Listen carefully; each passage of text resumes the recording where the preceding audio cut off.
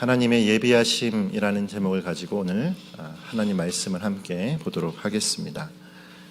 우리가 지난주까지 해서 히브리서 말씀을 이제 대단원에 마무리하고 이제는 우리가 어떤 성경을 보아야 할지 한 주간 제가 참 많이 기도하고 고민했던 것 같습니다. 지난주에 한 주간은 이제 기도하고 어떤 부분을 정할지 굉장히 많이 고민을 했고, 고민 속에서 저희 첫째 딸이 저에게 왔습니다.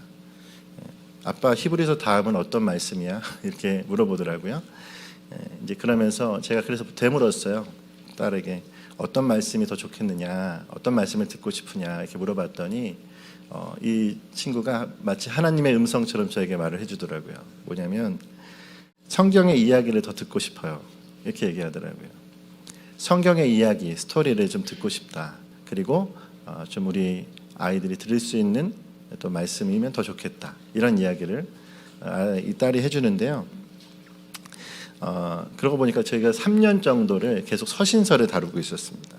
3년 동안 이제 각종 서신서를 다루면서 어찌 보면 아이들에게는 좀 계속 생각하고 어려울 수 있는 그런 본문이었지 않았을까도 또 생각을 하게 되는 것 같아요.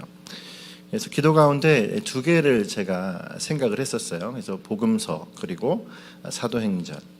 그래서 복음서를 원래는 다룰까 했습니다. 그래서 누가복음을 다룰 생각을 가지고 있다가 마침 내년 우리 주중 본문 말씀들 이것들을 좀 살펴보아야겠다 생각이 들어서 내년도 본문 말씀을 이제 인터넷을 통해서 좀 검색을 해보았더니 1월부터 누가복음을 하더라고요. 그래서 지금부터 누가복음 하면 또 겹치면 또 좋은 것이 있지만 또 우리가 또 더 많은 것들을 총체적으로 보면 좋겠다 생각이 돼서 이참에 누가복음과 사도행전을 함께 우리가 다룰 수 있으면 너무 좋겠구나 생각을 했습니다. 그래서 내년에 이 본문이 누가복음 그리고 오늘 이제 이 말씀부터 우리가 사도행전을 함께 보면서 성경의 가장 뜨거운 가장 역동적인 사건들을 우리가 함께 좀 다루면 좋겠다 생각이 듭니다.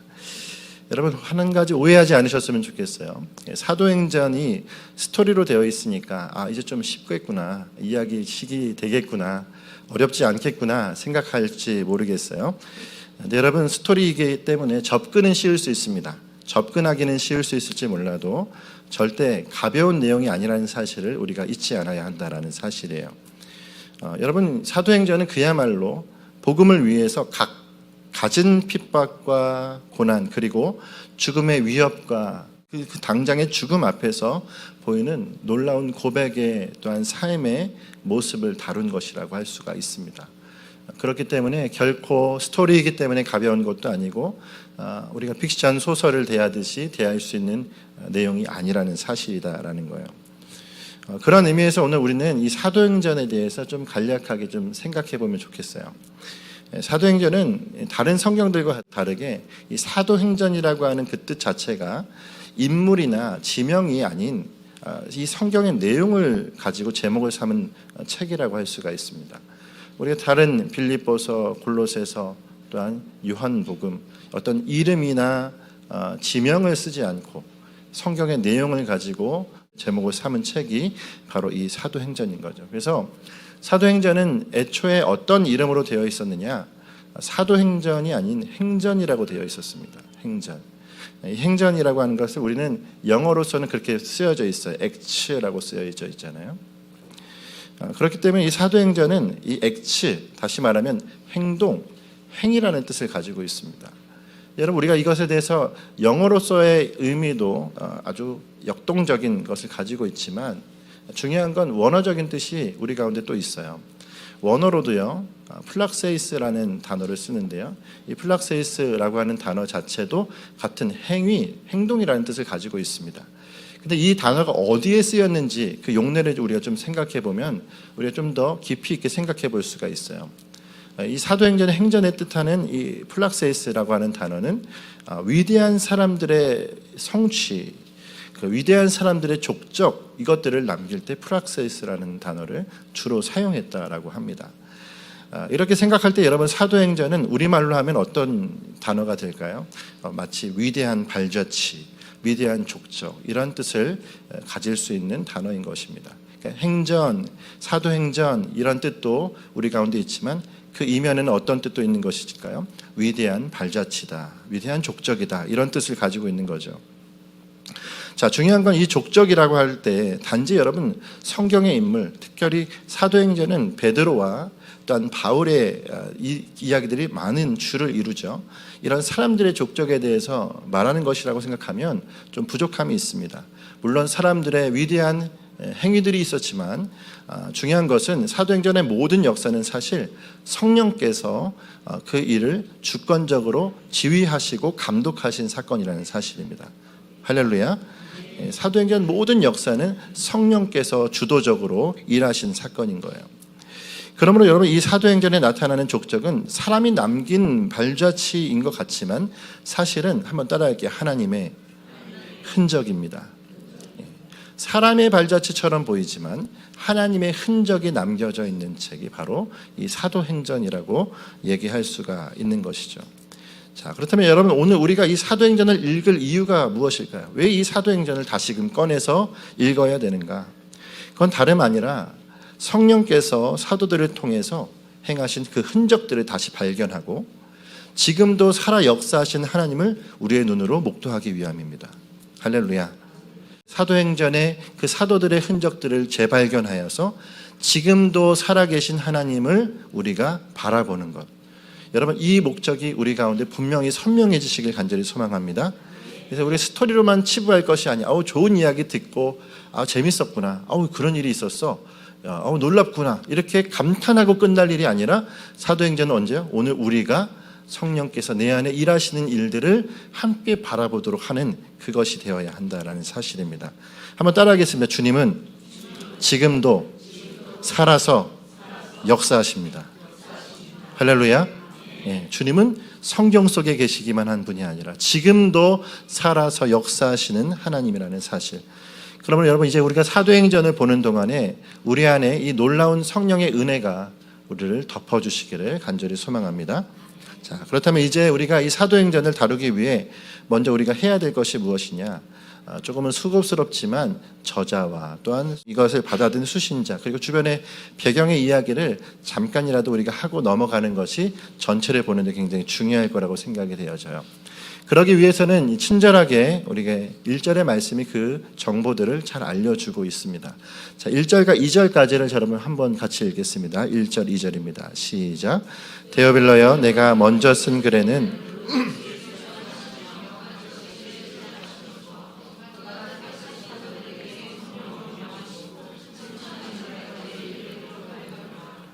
아멘. 자, 우리 1절과 2절의 말씀을 보시면서 어떤 분에게는 좀 익숙할 수 있고 어떤 분에게는 좀 익숙치 않은 이름이 나올 겁니다. 이름이 뭐죠? 데오빌로라는 이름이에요. 자, 1절과 2절의 본문은 어떤 의미일까요? 이 데오빌로라고 하는 사람에게 예수님의 가르침부터 승천까지의 기록을 전달했었다. 이 얘기를 지금 1절과 2절이 하고 있죠. 이 얘기는 뭐죠? 누가복음을 얘기하는 겁니다. 그러니까 누가복음을 소개하면서 말씀이 시작되어져 있어요. 그렇기 때문에 여러분 이 사도행전을 생각할 때는 반드시 누가복음이 같이 가고 있다는 것을 기억하여야 합니다. 그래서 원래 이 성경 초창기에는 지금은 나뉘어져 있는 이 성경이 한 대로 묶어져 있었어요. 한 권이었습니다. 그래서 누가복음과 사도행전을 초대교회 사람들은 같이 두고서 보았다라는 것을 우리가 생각해 볼 수가 있는 거죠. 자, 우리가 그렇다면 이 말씀 안에서 먼저 좀 생각해 볼 수 있는 이름이 바로 이 데오빌로라고 할 수 있는데요. 왜냐하면 저자는 누구인지 우리가 잘 알죠. 누가가 저자입니다. 왜냐하면 누가복음과 사도행전 모두가 데오빌로라고 하는 사람에게 쓴 책인 것을 보면 누가복음이 사도행전, 누가복음의 누가가 사도행전의 저자인 것을 우리는 잘 알게 되어지기 때문입니다. 자, 저자가 그렇다면 이제 수신자는 누구인지 금방 알 수가 있겠죠. 다른 성경들은 교회를 향하여서 또한 어떤 대중들을 향하여서 전해지는 서신이나 메시지입니다. 근데 이 사도행전은 한 사람에게 전하는 메시지라는 것을 우리가 생각해 볼 수 있어요. 바로 데오빌로, 단독 수신자를 가지고 있다라는 것입니다. 근데 여러분 여기서 흥미로운 것이 하나가 있어요. 단지 한 명의 수신자인가에 대한 여러 가지 논쟁이 있긴 합니다. 그러니까 이 데오빌로라고 하는 사람이 실존 인물인가 아니면 가상의 인물인가, 이런 서로 간의 생각의 토론들이 있다라는 사실입니다. 여러분, 그것을 우리가 좀 생각해 볼 필요가 있는 것은 이 둘 다 우리 가운데 타당하기 때문에 그래요. 먼저는 여러분, 이 데오빌로가 실존 인물이라고 하는 것에 대한 타당한 근거는 누가복음 1장 3절의 말씀에 잘 나타나 있어요. 자, 누가복음 1장 3절을 한번 같이 읽어볼까요? 앞에 있습니다. 시작. 그 모든 일을 근원부터 자세히 미루어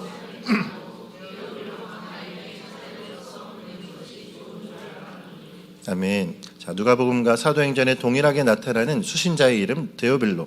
근데 이 데오빌로라고 하는 사람 뒤에 그의 직함이 나옵니다. 뭐죠? 각하라고 얘기를 하고 있어요. 그러니까 윗사람 위에 있는 고위직에 가진 사람에게 붙이는 호칭이 들어가 있다라는 것이 학자들에게는 이 사람이 가상의 인물이 아니라 진짜 실존했었던 인물이라고 그렇게 생각하는 것이라, 이렇게 근거를 찾고 있다라고 하는 거죠. 자, 이런 생각을 따라서 우선은 우리가 기본적으로 가지고 있어야 될 마음은 데오빌로라고 하는 사람에게 이 메시지를 전달했구나라는 것을 우리는 생각할 수가 있습니다. 자, 그렇다면은 가상의 인물이구나라고 하는 주장은 어떤 것일까요? 왜 데오빌로라고 하는 걸 가상의 인물이라고 얘기하느냐? 그것도 타당성이 있습니다. 그 이유는 이 데오빌로라고 하는 사람의 이름의 뜻이 하나님을 사랑하는 사람이라는 뜻이기 때문에 그래요. 그러니까 이 하나님을 사랑하는 사람에게 보내는 편지이기 때문에 이 의미를 따져서 많은 사람들은 이렇게 생각을 합니다. 그 당시에 초대교회의 교회나 특정 지역이나 그 교회를 향하여서 편지를 보내다가 그곳이 박해를 받을 수 있기 때문에 그들에게 직접적으로 보내는 것이 아니라 가상의 인물의 이름을 착안해서 보내는 겁니다. 그래서 그 송달하기 위해서 가던 자가 전령이 가다가 누군가에게 붙잡혔어요. 로마 병사든 누구에게. 그러면 너 어디에 내가 이 사람 이걸 보내려고 했느냐? 만약에 그 편지를 들춰보았더니 빌립보 성도들이다, 이렇게 하면 그곳에 교회가 있고 그들을 찾아 추격하겠죠. 이런 것들을 방지하기 위해서 데오빌로라고 하는 가상의 인물을 설정했다라는 의견도 있는 것입니다. 자, 그렇다면 여러분, 무엇이 맞을까요? 사실 여러분, 이 데오빌로에 대한 이 두 가지의 여러 가지 의견들 모두 다 우리가 수용해도 상관은 없습니다. 우리에게 무엇이 맞는지는 지금 잘 알 수 없기 때문에 그래요. 어떤 주장을 따르더라도 큰 무리가 없기 때문에 여러분께서 그것을 우리 마음 가운데 잘 여러분께서 소화하시면 되겠어요. 여러분, 근데 사실 여기서 정말 중요한 것은 무엇이냐면 이 글을 쓴 누가입니다. 자, 우리가 만약에 이 수신자가 한 사람이든 아니면 다수의 교회를 향하여 무명의 이름을 썼든, 여러분, 중요한 건 이 누가는 이 기록에 그만의 굉장한 정성과 세심함을 담았다라는 사실이에요. 여러분, 그의 열정이 어떤 열정일까요? 한 사람을 위해서, 이 데오빌로라는 한 사람을 위해서 누가복음 24장 그리고 사도행전 28장까지의 말씀, 이 모든 장을 합치면 52장이죠. 방대한 양의 이야기를 한 사람에게 전달하기 위해서 그가 썼습니다. 여러분, 이것을 만약에 교회를 향한 것이라고 해도 그 의미는 동일하게 대단한 것입니다. 한 사람을 향하는 것이든 교회를 향하여서 52장의 방대한 양을 정리한 것이든 그가 이렇게 쏟았던 이 정성과 노력 그리고 그의 열정은 매우 대단한 것이라는 사실이에요. 한 가지 예를 들어볼까요? 여러분, 누가라고 하는 사람은 어디 사람일까요? 유대인일까요? 이방인일까요? 성경의 저자들이 대부분 유대인이거든요. 근데 이 누가는 이방인입니다. 여러분, 이방인인 누가가 만약에 누가복음을 쓴다고 생각을 해보십시오. 유대의 모든 관습과 그 문화를 직접적으로 경험하지 않았던 자가 그것을 기록을 하려면 그에게는 배가 넘는 수많은 노력이 필요한 겁니다. 마치 그런 거죠. 일본인에게 우리나라 역사서를 하나를 써보십시오 하면은 그 사람은 쓸 수가 없어요, 사실요. 왜요? 아무것도 모르잖아요. 근데 그만큼 와서 그 모든 기록들과 연구할 것들을 수집하고 요약하고 총체적으로 만들어야 그가 이 책을 쓸 수 있다라고 생각했을 때, 여러분, 누가복음은 부당한 노력을 그 안에 기울인 성경이라는 사실을 우리가 생각을 해볼 수 있는 거죠. 그러면 여러분, 이 누가복음뿐만 아니라 이 사도행전은 하나님의 마음을 품은 한 사람의 놀라운 열정이 담긴 책이라는 사실을 우리가 기억할 수가 있습니다. 할렐루야. 여러분, 그럼 우리에게 이것을 한번 적용해 볼 수 있죠. 우리에게는 누가와 같이 어떤 누군가를 향하여, 한 사람을 향하여 어떤 이러한 열정을 쏟을 수 있을까라는 거예요. 여러분, 착각하지 맙시다. 누가복음과 사도행전을 쓴 누가는 하나님께 너 성경을 써라 라는 사명을 받아서 쓴 게 아니에요. 이해가 되세요? 어느 날 음성이 들려서 너 성경을 써라 그래서 그 다음부터 써 내려간 축자 영감이 아닙니다. 이 성경을 썼을 때의 그의 의도는 뭐죠? 단지 그 한 사람을 향하여서 쓴 거예요. 그 한 사람을 향하여 어떤 마음으로 쓴 겁니까? 복음이라고 하는 것에 대해서 모든 것을 다 전해주고 싶은 그 마음, 교회가 어떻게 성장하고 세워졌는지에 대해서 모든 것을 다 그에게 알려주고 싶은 그 마음을 가지고 모든 열정을 다해서 썼다라는 사실이죠. 그러면 여러분, 그의 한 사람을 향한 열정이 오늘 우리에게도 있어야 된다는 사실이에요. 할렐루야. 오늘 이 자리에 있는 저와 여러분에게는 어떤 열정이 있으십니까? 어떤 재능이 있으십니까? 여러분이 가지고 있는 그 재능과 열정을 여러분 어떻게 사용하고 계시나요? 아까 우리가 기도했었던 한 기도 제목을 보면서 참 저는 은혜가 되었습니다. 이란 사람들이 자기들의 모국어뿐만 아니라 부족들을 향하여서 성경을 쓰는 일들, 그들에게 어떻게 하면 복음을 전할 수 있을까? 자기의 모든 것들을 다 할애해서 이 일들이 감당하는 모습은 사실 아무나 할 수 있는 것이 아니라고 생각되었습니다. 여러분, 오늘 저와 여러분에게 그러한 열심이 일어나길 간절히 소망합니다. 그러면 우리 옆에 있는 분에게 이렇게 인사했으면 좋겠어요. 당신에게도 이미 사명을 주셨습니다. 이미 재능을 주셨습니다. 자, 중요한 건 여러분, 이 누가를 준비시키신 분은 또 누구냐라는 거예요. 누가가 이렇게 탁월하게 준비되어진 것도 참 하나님의 감사지만 여러분, 누가를 준비시키신 것은 바로 우리 하나님이라는 사실을 기억하길 바랍니다. 여러분, 왜냐하면 결론적으로 이 사도행전의 기록은 단지 한 사람을 위해서 쓰임받지 않았습니다. 이 기록이 어떻게 쓰임받았죠? 33년간의 초대교회의 기록에 대한 보존이 되었습니다. 할렐루야. 그러니까 성경이라고 하는 이 가장 선명한, 그리고 가장 명쾌한, 그리고 객관적인 텍스트를 주님께서 남겨주셨어요. 그리고 이것을 주님의 하나님의 말씀으로 삼으셨다라는 사실입니다. 그럼 여러분, 사도행전은 왜 중요합니까? 이 책 자체가 중요한 이유는 몇 가지가 있어요. 사도행전은요, 총 99명의 사람들이 나옵니다. 등장인물이 99명이에요. 그 중에 여러분, 각종 성경에 중복되어서 복합적으로 이름이 거론되어지는 사람은 37명입니다. 이 이야기는 뭐냐면 사도행전은 뭐죠? 신약 성경의 허브의 역할을 합니다.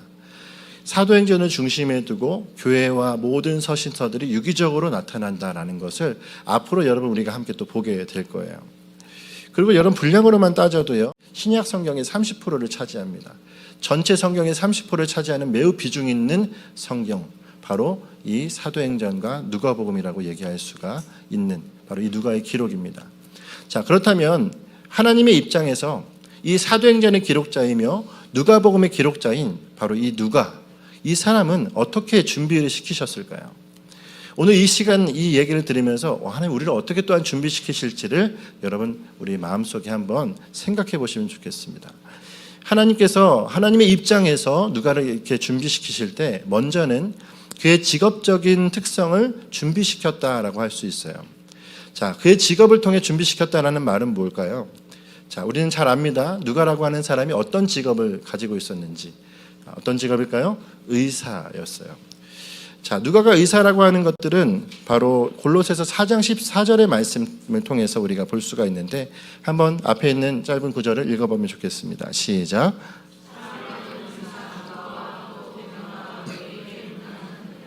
아멘. 자, 골로새서는 한 AD 58년에서 60년경, 그러니까 바울이 투옥되어져 있던 시기에 작성한 성경입니다.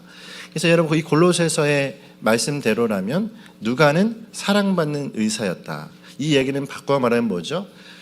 누가는 바울의 주치의였다라고 얘기할 수가 있어요.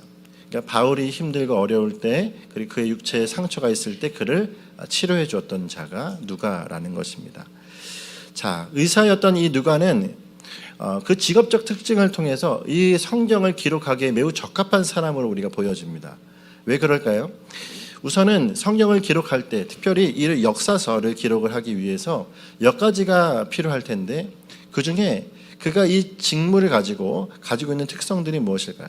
그러니까 세밀한 관찰력을 그가 가지고 있었다 할 수가 있어요.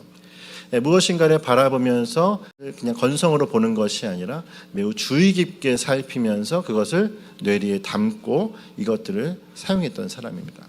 자, 그러기 위해서는 또 한 가지 무엇이 필요할까요? 다른 사람들보다 뛰어난 탁월한 기억력이 또 그에게 있었을 겁니다.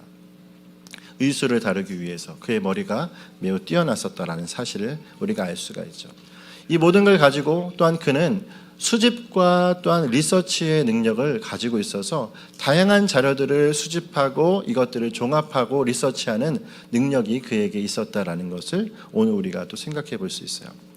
그러니까 여러분 이 세 가지 바로 세밀한 관찰력, 탁월한 기억력, 또한 수집과 리서치할 수 있는 그런 능력들을 다 가지고 그가 이제 어떻게도 합니까? 이것을 자료로 남기는 것으로 끝나는 게 아니라 이걸 스토리텔링 하는 거예요. 그러므로 여러분 이 사도행전의 말씀은 이야기식이 되어져 있습니다. 그러니까 이 이야기들을 쭉 읽어 내려가면 그 내용들이 자연스럽게 그 사람에게 뇌리에 기억될 수 있는 아주 좋은 스토리로 그가 이것들을 구현해내는 능력이 있었다라고 하는 것입니다. 결국 여러분 하나님은 이 의사라고 하는 직업을 가진 누가를 통해서 성경의 여러 가지 수많은 이야기들이 부분적인 사건으로 이루어졌던 것을 한 대로 모아서 수집해서 이것들을 하나의 거룩한 하나님의 스토리로 만드는 일을 바로 이 누가를 통해서 진행했다라는 사실을 우리가 생각할 수가 있는 거죠. 그러므로 여러분 하나님은 어떤 분이십니까? 우리의 모든 과정을 사용하셔서 결국 하나님의 뜻을 이루시는 분이 하나님이심을 믿습니다. 그의 의사라는 직함이 그에게 이 성경을 기록하게 할 줄은 그 사람은 잘 몰랐을 겁니다. 누가는 몰랐을 거예요. 근데 그의 그 일을 하나님께서 거룩히 사용하셔서 하나님의 거룩한 사역들을 일하게 하시는 그 일들이 되어지는 거예요. 그러므로 여러분 현재 우리가 하고 있는 그 일이 우리 안에 불행처럼 느껴지십니까? 우리가 가지고 있는 갖가지 여러 가지 일들을 행할 때 이것이 정말 주님이 쓰실 수 있을까? 이 일이 과연 주님께서 이 일에 쓰실 수 있을까 생각할지 모르겠어요. 근데 여러분 하나님은 모든 것을 사용하실 수 있는 분입니다. 할렐루야. 아프리카 선교를 제가 단기 선교를 한번 다녀온 적이 있는데 아프리카 단기 선교를 갔을 때 그 선교사님이 오는 사람들마다 늘 하시는 얘기가 1년만 섬기고 가세요. 1년만 섬기고 가세요. 그렇게 얘기하시는 거예요. 1년만 섬기고 가라고. 그러니까 그분에게 있어서는 단기 선교는 2주 정도, 1주와 2주가 아니라 1년이 단기 선교인 겁니다. 장기 선교는 뭐죠? 일평생을 이제 드리는 거고요. 단기 선교 오세요. 1년 동안 이렇게 얘기하시더라고요. 단기 선교를 1년을 오라고 하시면서 한 얘기가 저는 능력이 없어요. 저는 아무것도 못해요. 아이들을 데리고 갔거든요. 그 아이들이 너 잘하는 거 뭐니? 태권도 좀 합니다. 그거면 된다고.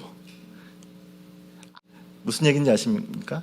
우리에게 있어서는 너무도 하찮은 것처럼 느껴질 수 있는 것들이 어느 나라에서는 하나님의 선교의 사역에 위대한 탁월한 도구가 된다는 사실이에요. 할렐루야. 그러면 여러분 우리에게 있는 것이 내게 불행이 아닙니다. 실망이 아닙니다. 사람과 비교하기 때문에 누군가와 비교하기 때문에 상대적 박탈감에 빠지는 우리일 수 있지만 여러분 오늘 우리를 그 눈을 하나님의 눈으로 보며 열방을 향해 보시길 바랍니다. 할렐루야. 열방을 바라보면 그 안에 무엇이 있습니까? 하나님께서 우리가 가진 그 일들을 사용하실 일들이 무궁무진하다라는 사실이에요. 오늘 그 마음을 가지고 내 마음속에 주님을 향한 사랑하는 마음만 꺼뜨리지 마십시오. 할렐루야. 그러면 그 마음을 꺼뜨리지 않은 그 사람을 통하여 어느 순간 하나님은 주여 열방의 저 끝자락에서도 일하실 수 있지만 오늘 내 자리에 그 선교가 필요한 자리에서 하나님의 거룩한 뜻을 행하실 수 있다는 사실이에요.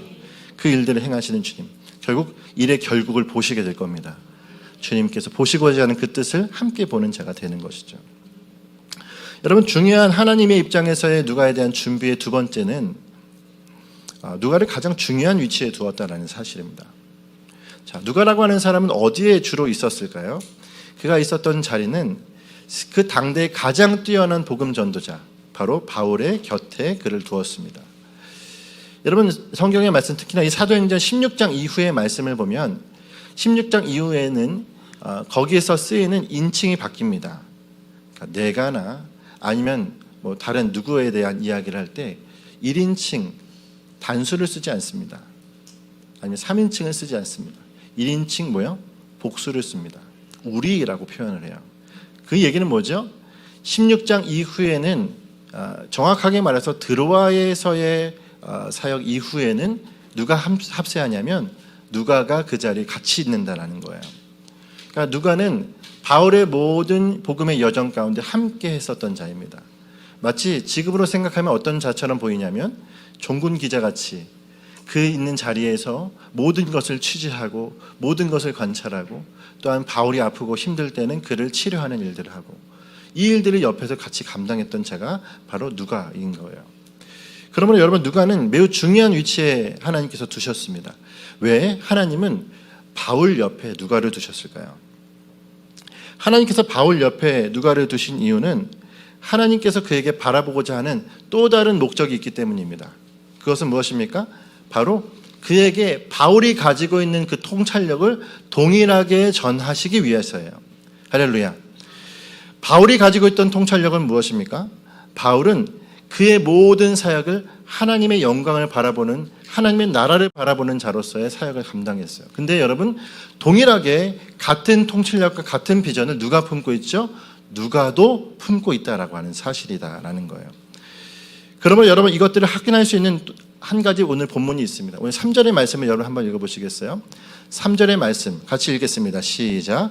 그가 고난받은 후에 또한 그에게 확실히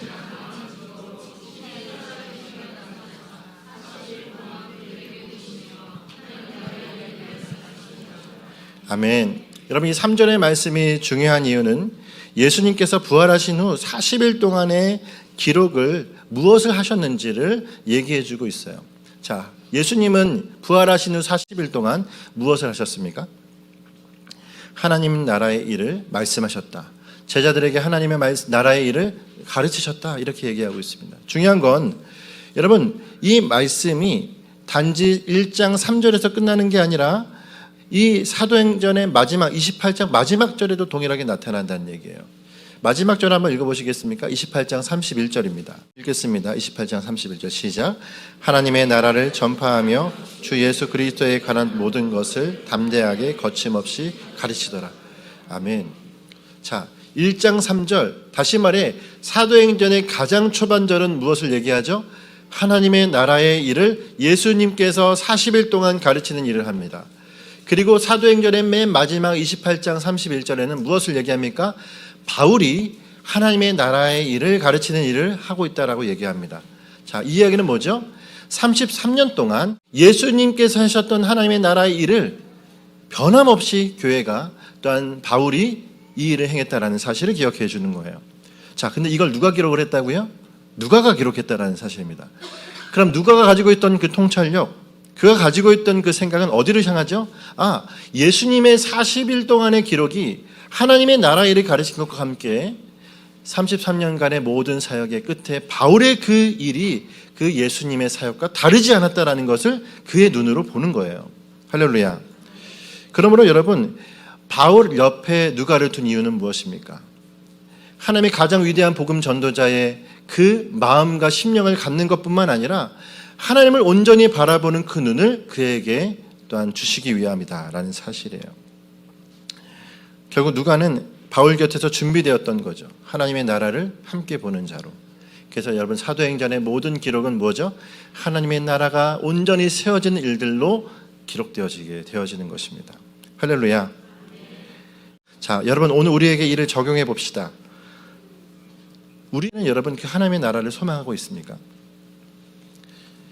예수님께서도 가르친 하나님의 나라의 그 일, 바울도 그의 모든 일생에 하나님을 향해 열정으로 가르쳤던 그 하나님의 나라의 일, 여러분 그 하나님의 나라가 여러분에게 정말 나를 뜨겁게 하는 열정의 그 단어이냐라는 사실이에요.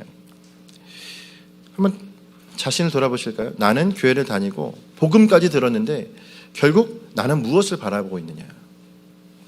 일평생을 살아가면서 하나님의 나라를 한 번도 대망해 본 적이 없다. 하나님의 나라가 내 안에 정말 간절하고 다가온 적이 없다. 그건 문제가 있는 거예요. 문제가 있다라니까요. 내가 주님 앞에 교회를 다니고 복음을 들었고 또한 이 놀라운 하나님의 일을 들으면서 한 번도 그 나라가 내 마음속에 대망되어진 적이 없다라는 건 문제가 있어요. 어떤 문제가 있을까요? 전하는 자가 전하지 않았거나 듣지 않았다라는 사실이에요. 성경을 보면서 목적은 하나님의 나라였는데, 예수 그리스도의 복음과 하나님의 나라였는데, 그 복음과 하나님의 나라는 뒷전이고 성경에 다른 데 나의 관점이 있어서 그것만 바라보고 왔다면 보이지 않는 겁니다. 누가는 너무도 감사하게도 그가 성경을 쓸 수 있는 하나님의 준비되어진 사람으로 주님께서 사용하여 주셨어요. 그래서 그는 예수 그리스도의 기록과 또한 그 이후에 바울의 모든 행적들을 보면서, 그래, 나의 이 삶의 목적, 복음을 전하는 목적, 내 모든 걸 헌신하여 나가는 그 목적은 바로 그 하나님의 나라다. 그 하나님의 나라를 증거하는 것에 자신의 기록을 다하고 있는 것입니다. 여러분, 그러면 여러분은 어떤 모습이어야 됩니까? 여러분, 너무도 무서운 것은 무엇이냐면, 마치 전하는 자와 듣는 자가 듣지 않아서이면 너무도 감사할 것 같아요. 사실은요. 더 큰 문제는 뭐냐면, 하나님의 나라를 기대하게 하는 것은 내 안에 계신 성령이라는 사실입니다. 할렐루야. 이게 왜 무서운지 아십니까? 하나님의 나라를 기대하게 하는 그 성령께서 나에게는 늘 하나님의 나라를 기대하며 그것에 대한 열정과 소망을 품게 하실 텐데, 왜 그동안 내 안에 하나님의 나라는 생각되어지 않았을까? 일평생을 신앙을 가져도 그 나라를 기대하지 못하고 살았다면 성령을 거절하고 살아간 건 아닌가? 여러분, 그만큼 무서운 것이 어디 있습니까? 그러면 여러분, 오늘 우리가 진리의 말씀, 이 사도행전을 대할 때 처음부터 얘기했죠. 가볍게 대할 것이 아닙니다. 이제 스토리니까 좋다. 아니요. 스토리가 중요한 게 아니라, 이야기식이니까 중요한 게 아니라, 이 이야기가 무엇을 우리 가운데 전해주고 있느냐. 성령께서는 이 성령 행전을 통해서 우리 가운데 무엇을 말해주고 계시느냐. 기적이 많이 보일 겁니다. 수많은 사람의 교회가 세워지고 또한 사멸되어지는 일들이 보여질 겁니다. 중요한 건 여러분, 그 안에 하나님의 나라가 어떻게 세워져 가는지를 보는 거예요. 할렐루야. 우리가 그래서 오늘도 소망해야 되는 건 뭡니까? 우리 매일같이, 아니 매주 이 예배 시간에 고백하는 이 고백만 여러분 기억하십시오. 한번 따라할게요. 하나님의 나라가 임하옵시며, 할렐루야, 나라가 임하옵시며 뜻이 하늘에서 이루어진 것 같이 땅에서도 이루어지길 원합니다. 이 고백을 우리가 매주같이 하고 있다니까요. 하나님 나라를 고려하라고 예수님이 이걸 기도로 우리 가운데 못 박아 주셨단 말이에요. 그러면 우리 뭐예요? 나라를 품어야죠. 주문 외우듯이 주기도만 하는 게 아니라 이 문구를 대할 때마다 하나님 나라를 우리 가운데 허락하여 주시옵소서, 그 나라가 우리 가운데 임하여 주시옵소서 간절히 원합니다. 그 소망을 가진 자가 저 여러분이어야 합니다. 우리가 사랑하는 찬양 중에 이런 찬양도 있죠. 성령이 오셨네.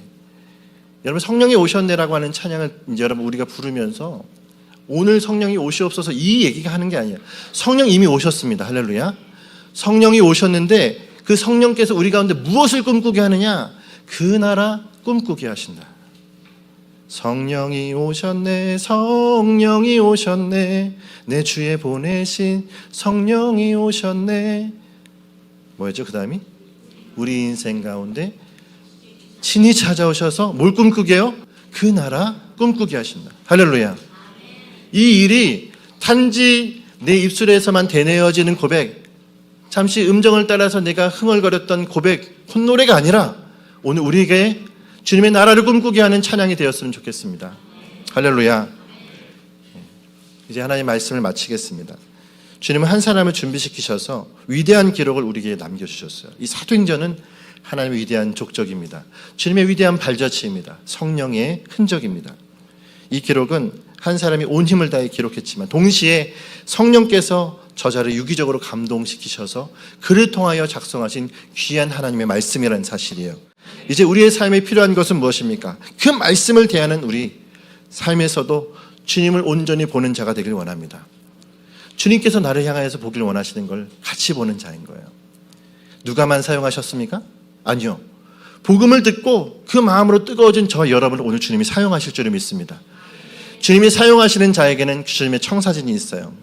그 청사진을 주님만 보시고 이끌어 가시도록 하는 것이 아니라 나도 같이 그 청사진을 보는 거예요. 같이 보고 뛰어가는 것입니다. 주님, 우리의 인생을 사용하실 주님을 기대합니다.